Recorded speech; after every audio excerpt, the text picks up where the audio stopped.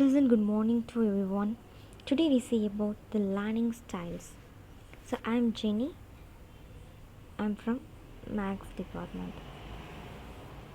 So today we discuss about the intro, and second we learn about the learning styles. Then we discuss about the learning style models, and then we conclude the topic. The first is intro. So introduction. So in this world, everyone is unique, right? So learning style may be different method. Everyone learn in a different way. So everyone can understand an information. The way of a person takes in, understand, express, and remember an information. It is a different thing to everyone, right? So here the idea of individualized learning style, so it is a very become popular in 1970s. So then it developed day by day. So there are many learning style models. There are the Kolb learning style model, VARK learning style model, Warwick learning model, Herman brain dominance, Fortnite learning model. That's all. There, there are many learning style models. So today we discuss about two learning style model. The first is David Kolb learning style model, and the second is VARK learning style model. So before that we can discuss about the learning style.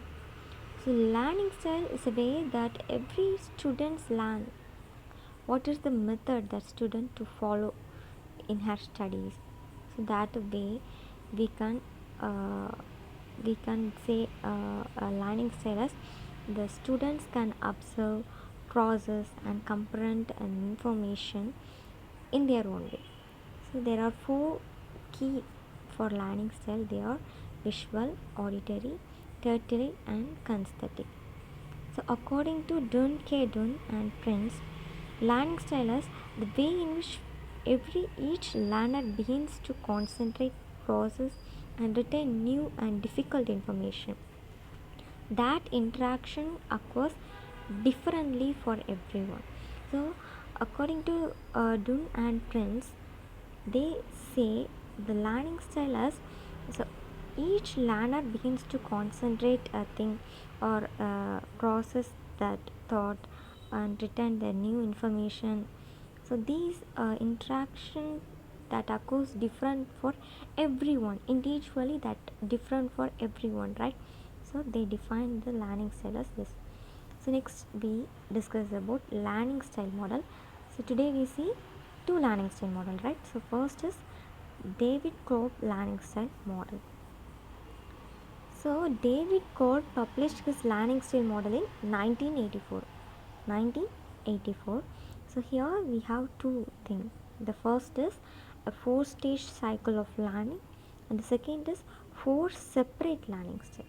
So according to David Kolb, learning is a process whereby knowledge is created through the transformation of experience. So he say the learning is a process that occur by the experience. How much we have gained an experience, that much knowledge we can create it. So this can say, he say that learning is a process. He say this is in 1984. So first we see about a four-stage cycle of learning. The first stage is concentric experience, and the second is reflective observation, and the third is abstract conceptualization, and the fourth is active experimentation. Here we can look at this diagram. So here we can easily understand by this diagram. So here the concentric experience means the doing and experience, by doing and experience. So reflective observation means we reflect on the experience, by through the experience we can reflect. And the third is abstract conceptualization. So here we learning from the experience. So by the experience we can learn something. And the next is active experimentation. Active experimentation means planning what you have already learned, what you have learned. So that is considered active experimentation.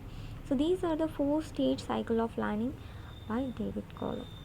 So next we go on to the Kolb's learning style. So here he mentioned a fourth thing, that is accommodator, converger, diverger, assimilator. The first thing is accommodator. So here we can see this diagram. It's too easy to understand this thing.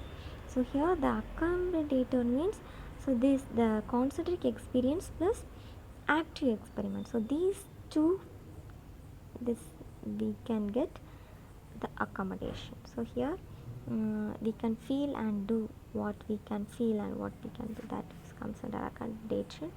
And the next is the, so these kind of people, they are actually a physical therapist, that's all. Next is converger. So the converger means the abstract conceptualization plus active experiment. So these two come makes a strong in practical by hands-on. So application of theories. So for example, engineers are in the engineers. The third is diverger. Diverger means concentric experience plus reflective observation. Concentric observation experience and reflective observation, these two can get, they are in diverger, they can strong in imaginative ability and discussion. So they can able to find a solution, they can easily find a solution for, they can easily find a many solution for one particular question. For one question they can find many solutions. So these are considered the diversion. And next is assimilator. Next we go into the abstract conceptualization. Assimilator, that's come under abstract conceptualization plus reflective observation. They are strong in inductive reasoning and creation of theories. They are actually a philosophers. They can be a great things they can do. So these kinds of people, they are think and watch the main thing. So next we go to the VAK model. So VAK model, this Neil Flynn's VAK model, it is one of the most popular model, and he introduced this in 1887 with the help of students and individual learners. So according to VAK model, so there are 4 things he prefers. The first is visual learning, through by pictures, movies, diagrams they can understand. And second is auditory learning. Auditory learning is a music, group discussion or lectures that are comes under that auditory learning. And the third is reading and writing. So the main thing is reading and writing, that is making a list, reading a textbooks, taking notes. These are comes under the reading and writing. And the next is kinesthetic learning. So kinesthetic learning means we can movement, that is a psychomotor thing, that's our movements, experiments, hands-on activities. These are comes under the kinesthetic learning. So these are the main thing that we can discuss as VARK model. V means visual, A means auditory, and R means reading and writing, and K means kinesthetic learning. So how the person or individual can care about the visual or auditory or to read and the kinesthetic thing.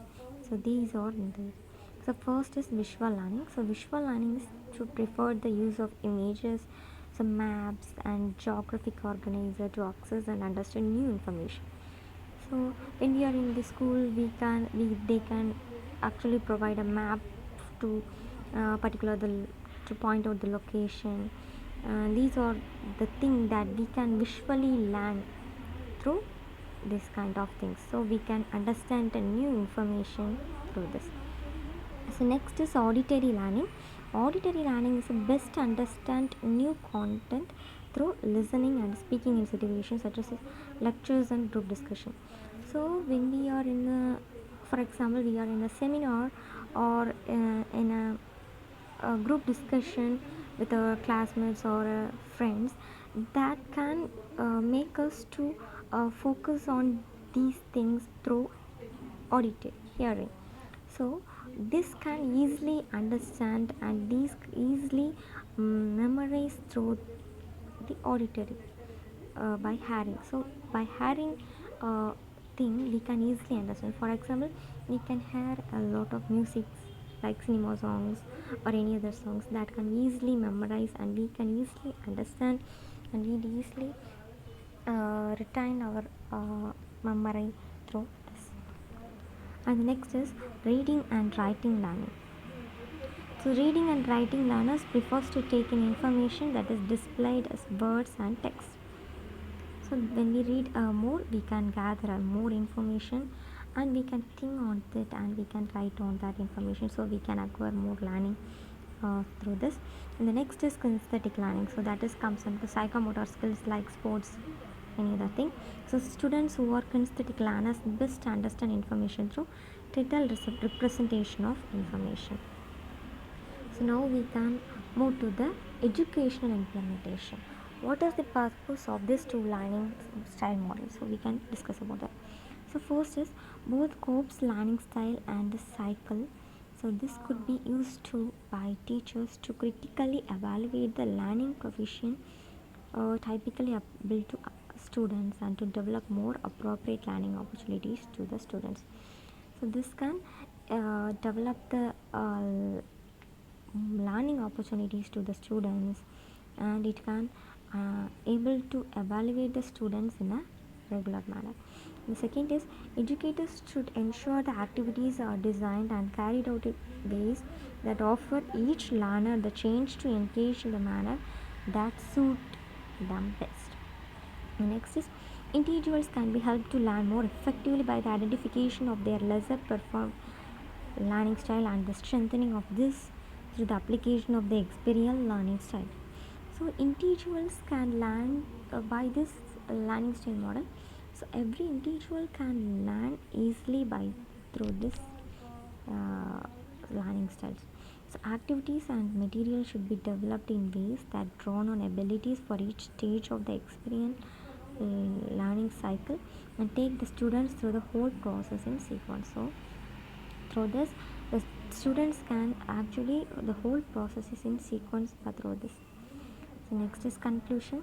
So the main significance of understanding the learning style is to effectively learn how an individual understands a new information, so that can determine the most effective way to collect, interpret, and present information. And this is a reference. So thank you so much all for your kind and time spent for me. Thank you.